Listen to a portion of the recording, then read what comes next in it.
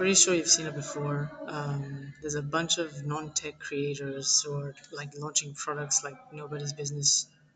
Um, you've probably seen the tea scandal as well, where it's like a vibe coded app sort of leaked the credentials of a bunch of people, innocent people.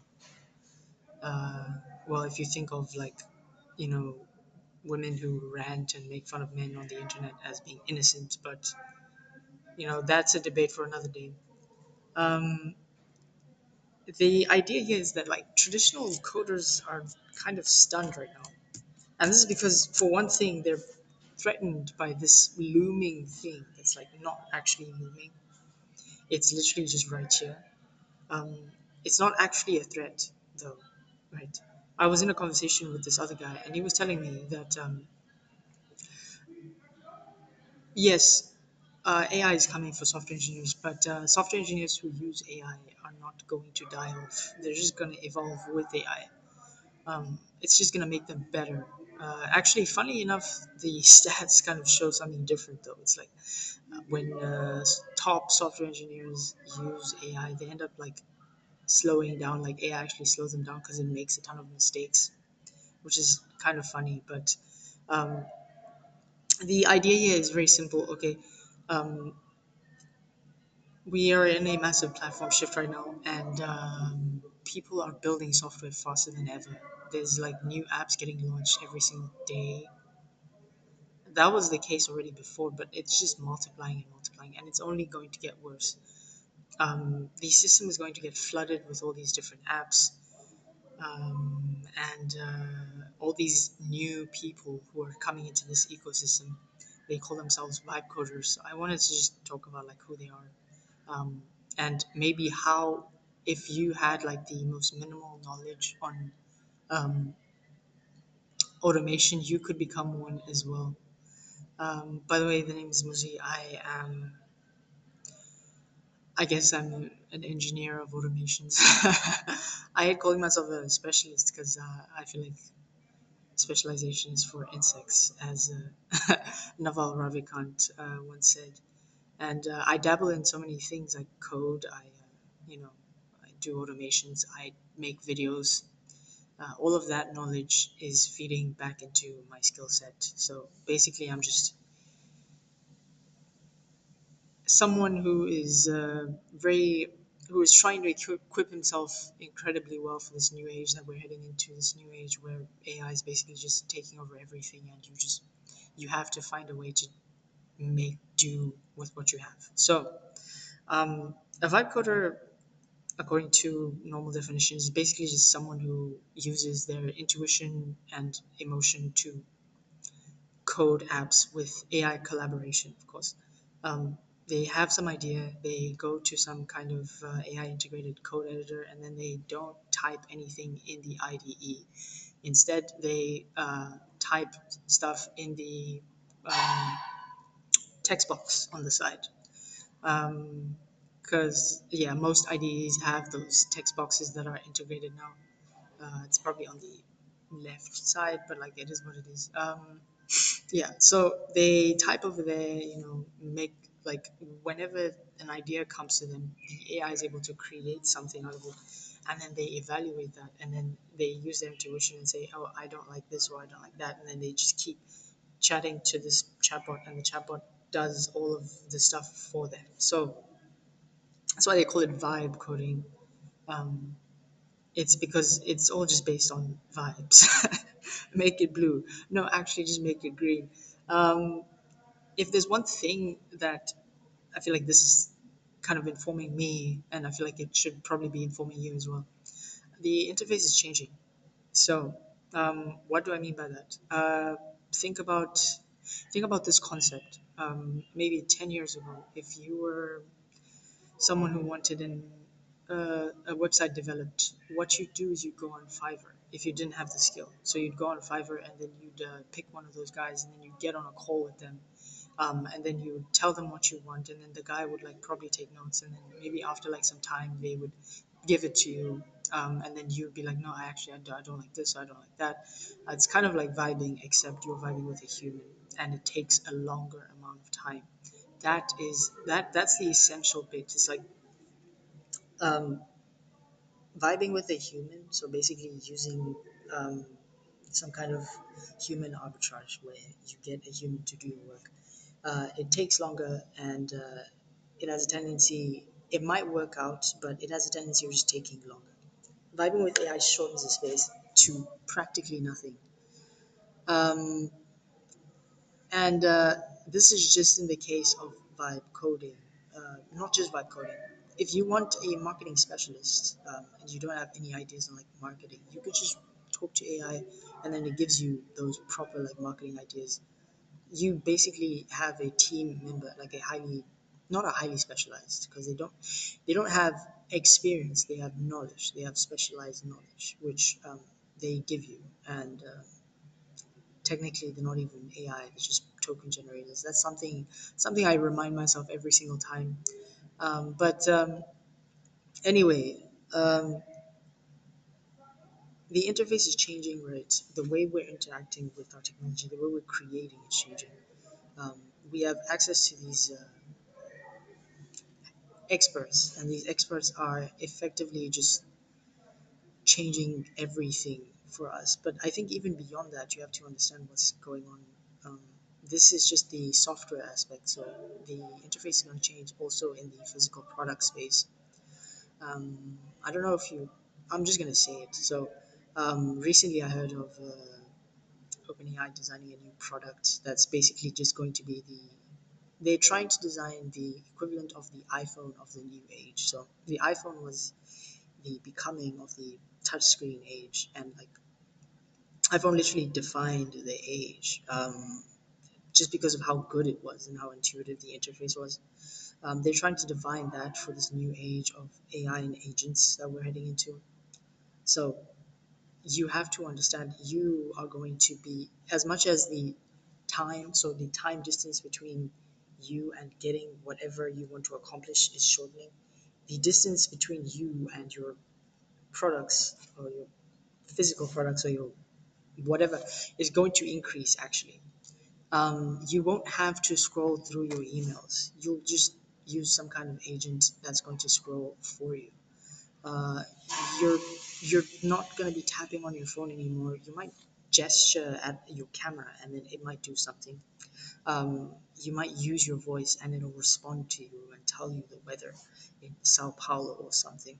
Um, like think about like ambient cues as well. Like you won't be it'll take the time into consideration and then use that to inform its decision of like telling you information or feeding you a certain thing that you actually want based on however you've been interacting with your phone, with your device.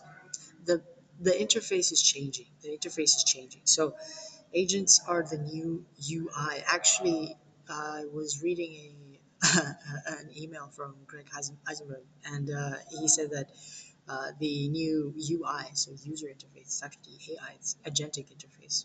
That's the age we're heading into. So it's a software that isn't just waiting for you to click and interact. It's software that's listening to whatever you're saying. It interprets it and then it responds in a way that it knows you will respond to. Um, what does this have to do with vibe coding? This is because vibe coders are still lagging behind. The code base that AI agents have been learning from is the code base from the past. So it's the code base of UI based interfaces. And this is the key here. You have to understand this is the opportunity. But like if you've been listening, then you understand what I mean. But vibe coding is empowering them to create all these different apps, and that's where you find like all these new apps popping up, and like they're getting like all these micro SaaS that are appearing in the internet, which is kind of interesting because like no, I feel like the internet is also changing. I feel like the internet is just gonna go from like a human populated internet to a mostly, it's already populated mostly by bots, but that's gonna change as well. Agents are just gonna like take over as well. They're just gonna crawl websites like everywhere, and humans are barely going to be interacting with that like maybe after 10 years. So I think people are taking that into consideration as well. But yeah, vibe coders are creating all sorts of things, but the things they're creating aren't really anything special, or rather, they're not really anything I consider to be useful into this in this new age that we're heading into. Um, and their poor prompting is leading to a bunch of disasters. I mean, like, when was the last time you saw like a leaked OpenAI key? They're very like when I see those, I feel sort of like this inkling of like, should I use it? But like I hold myself back, of course. For one thing, ethics. For another thing, I don't really think it's okay if my OpenAI key got leaked. Which it could happen. It could happen. It's very easy for those damn things to get leaked. Damn OpenAI. But yeah, leaked OpenAI keys, botched deployments, like you're seeing everything, and you're going to see a lot more because this is apparently a gold rush. Everyone's just trying to create a product or their product or whatever product they think the market needs right now. Um, and unfortunately, I don't think that's the direction where the market is going. When I imagine an agentic interface, I imagine a phone. Okay, since we only have phones right now, I'm just going to be using a phone as an example. So the phone, it exists all by itself. Say hypothetically, at some time, it says something to me. It says, "Hey, it's someone sent you a message. How should I respond?" No, actually, it doesn't even ask me how to respond. It gives me options to respond with based on my previous messages. So and it does it in the same tone that I actually use it as well. Um, I tell it whatever I tell it. I put it in my pocket because it's apparently connected to my headphones, and I can listen to it and I respond to it through my headphones. I'm just casually walking around the streets with my headphones, and I can interact with it anytime, and it's constantly listening. It tells me everything I need to hear. It does everything I need to hear. I don't have to scroll through my cold email, Gmail interface to read, just to look at a bunch of annoying promotion emails and get to that one email I actually want. I tell it, hey, could you get me the latest email from Kaggle so that I could find like the latest AI generating competition or whatever. And it gives me exactly what I want. Um, that's the interface that I see. Like not these vibe coded interfaces where it's like the user still has to click and touch and do things. And yeah, it's just telling me like one truth. Like it's a really hard truth, but it's a truth. What we call AI, which is what I guess the engineers, the true engineers who are actually designing super intelligence, what they call LLMs, so large language models. They're really, really fucking dumb. What you have to understand, like, if you had some kind of preconceived notion about like AGI being reached with LLMs, that might not be the case. Um, at the fundamental level, LLMs are nothing more than token generators. So they have some like when you've probably heard of some weights, some probability weights out there somewhere.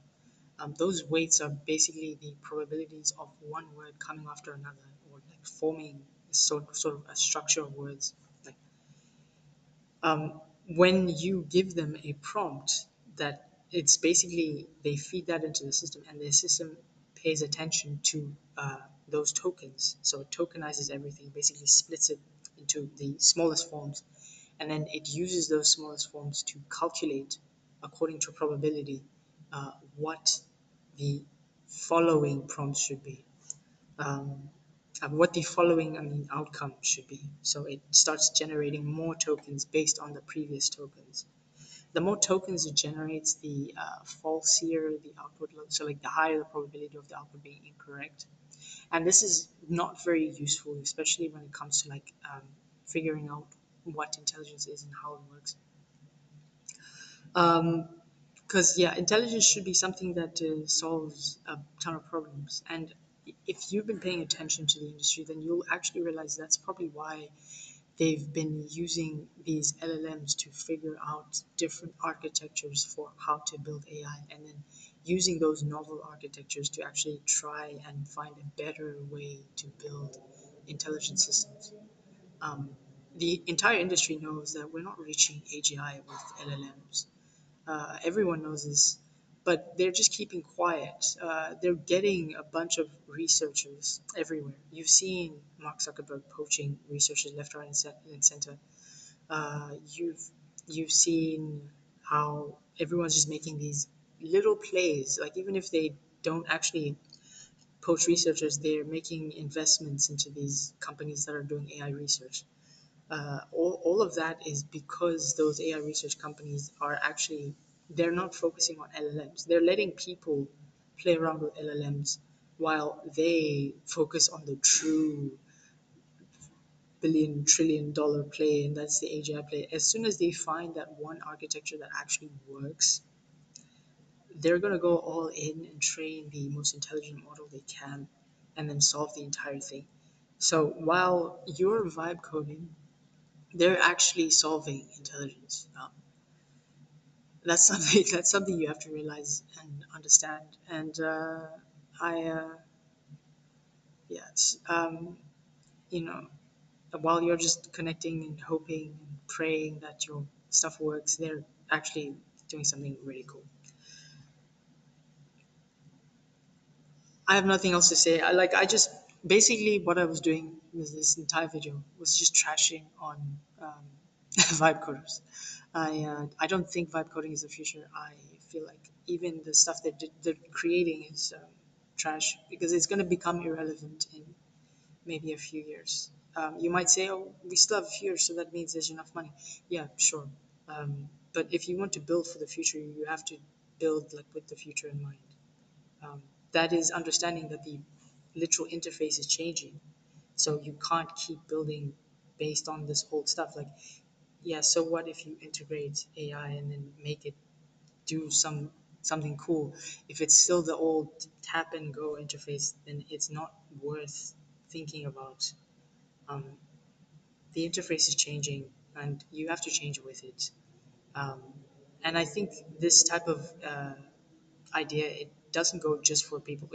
It doesn't just go for vibe coders. If you're like an automation specialist as well, you kind of have to think about this. Your job is probably going to get less and less useful, and it's going to get less useful like quicker than ever as more people use AI and get more familiar with it.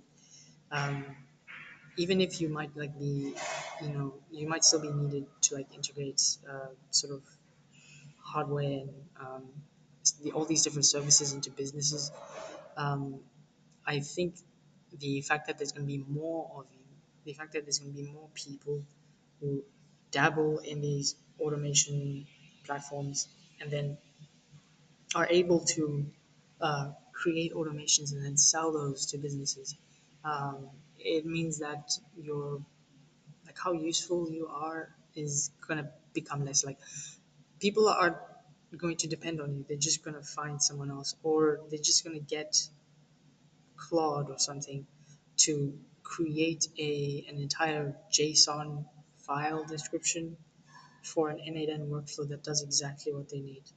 Um, you have to think you have to think beyond what is happening here, um, and start understanding that as AI gets integrated, the interface is going to change. The way we interact with information is going to change, and start trying to find ways to use that to your advantage.